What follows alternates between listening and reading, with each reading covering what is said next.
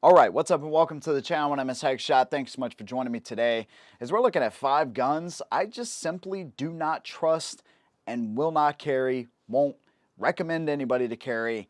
This is just my opinion, man. So if this is your first time stopping by, make sure you subscribe to the channel, hit your notifications so you never miss a video from me. If you like this type of content, let me know by dropping me a like, and also check out my other content I have: music, gaming, video games. I actually have a horror review channel where I review horror movies. I have a lot of different types of content out there that I like to share with y'all. Love y'all to join those communities. I'll leave those links down below. Let's go ahead and get into it. So today, let's go over guns I do not trust and will not carry. Numero uno, in no specific order by the way, is the Sky CPX2. So I put a hefty 50 rounds through this gun before I had my first and really only malfunction with it, which was the magazine release spring actually came out, just like that.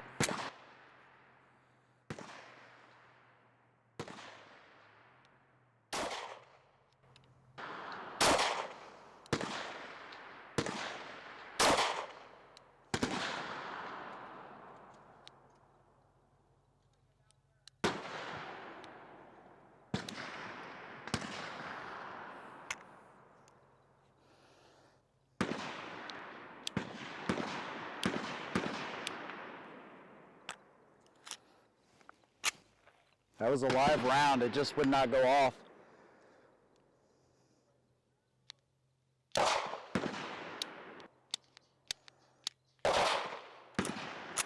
Another live round wouldn't go off.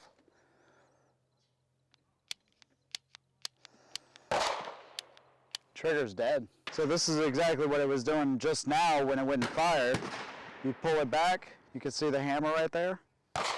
Can you see it? And it just will not drop. The hammer will not drop. Look at the magazine release. See how it just kind of pushes up and out? Wow. So the entire magazine release assembly essentially fell out of the bottom of the gun.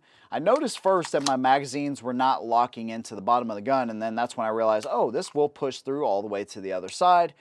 And that's the experience that I had with the Sky CPX2.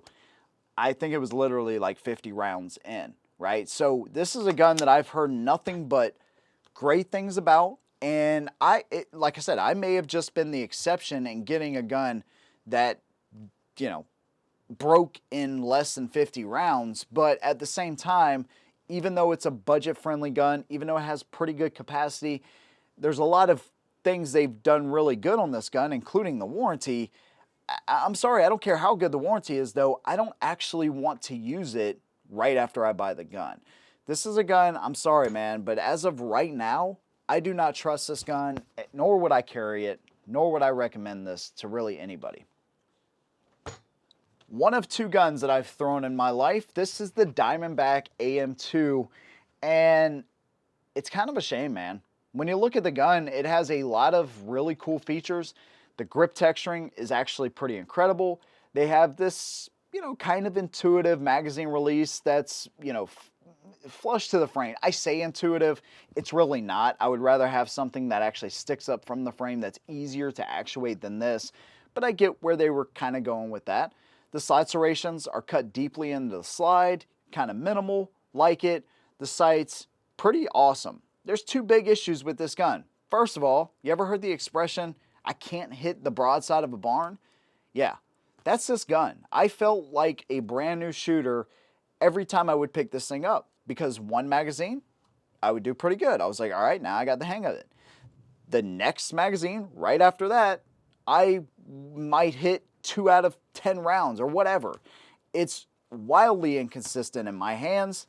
So not only was I just wildly inconsistent with the AM2, but we also had an issue where the gun wouldn't go into battery.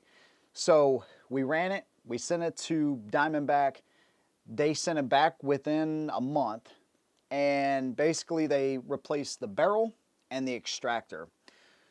And you know, what concerns me is even after they changed the barrel, it was still inconsistent. I don't know what they found where they changed it, but regardless, I'm not a great shot with this gun. And then also the extractor, I assume, wasn't able to go over the rim of the case consistently, so that kind of makes sense there. But even after the new barrel, still could not hit the broadside of a barn with that gun on a consistent basis. It wasn't just missing a shot or two here, it was missing several shots in a row sometimes. So anyways, this is why this is one of the 2 guns that I've thrown in my life, and also it's one of the guns that I just don't trust to recommend to anybody to carry or even have, really. And by the way, the trigger blade that they use on this thing, it really kind of sucks to shoot. It kind of digs into your finger there. Not a fan of this gun, not at all, really. The slide, I mean, you're hearing all that, right? Super gritty, not very smooth, and there's nothing particularly good about the Diamondback AM2. Diamondback as a company, I like some of their guns for sure, but this definitely ain't one of them. Things here are kind of a rolling update, and here's one I'm not really proud to report back on. So I noticed with the Ruger Max 9 that I was having this issue with the magazine release. And I was like, man, this thing is not actuating the magazine. So something's wrong with the spring, or something's going on here to where it actually doesn't want to actuate and release the magazine out of the gun. Now it does when I do this and I pull it straight out like that, the magazine comes right out, but it's sticking or something. So I've looked in there, I don't see anything like blocking it, no kind of dirt or nothing. This gun's never been dropped, but I don't see anything like that in there as far as I can tell. I think the spring or something is just faulty with this gun. Now, I'm not saying this thing is a total piece of crap and blah, blah, blah. I'm not saying anything like that. But as of right now, mid-2022, I can't recommend this gun simply because of that issue right there. I don't really trust it now. And like I said, I got to get with Ruger, send it back to them, see what's going on. It's just one of those things, man. Like I said, anything can change at any moment here. And my job to y'all is to report back to you and tell you if I have issues, especially like that. I really like this gun, but that right there kind of concerns me. So it's just one of those things. The Ruger Max 9, as of right now, I don't trust it, and I'm not going to carry it. Next gun on our list is the CSX. Now, I trust this gun to work, but what I don't trust is me with this gun. And what I mean by that is it works kind of like a 1911, right? So whenever you carry this gun, assuming you have one in the chamber, you're going to carry it cocked and locked like that. And I could replace this gun with the 938 too.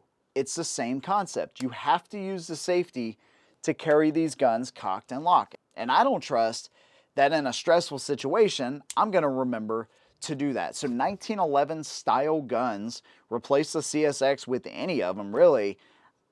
I'm not going to carry them. I don't recommend people to carry them.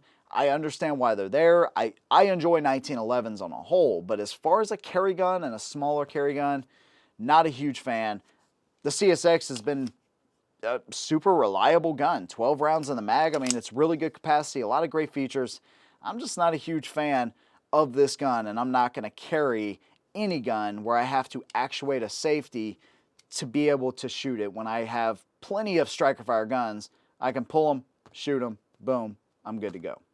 The last gun we're going to talk about here is one I no longer have, but it is the Honor Guard. Now, Honor Guard actually, their company, I have not shot one of their guns since we had the original Honor Guard that we got. And with all of the different features on that gun, I thought, man, this thing is going to be a pretty incredible carry gun. That was the gun, though, where I had the issue with the trigger.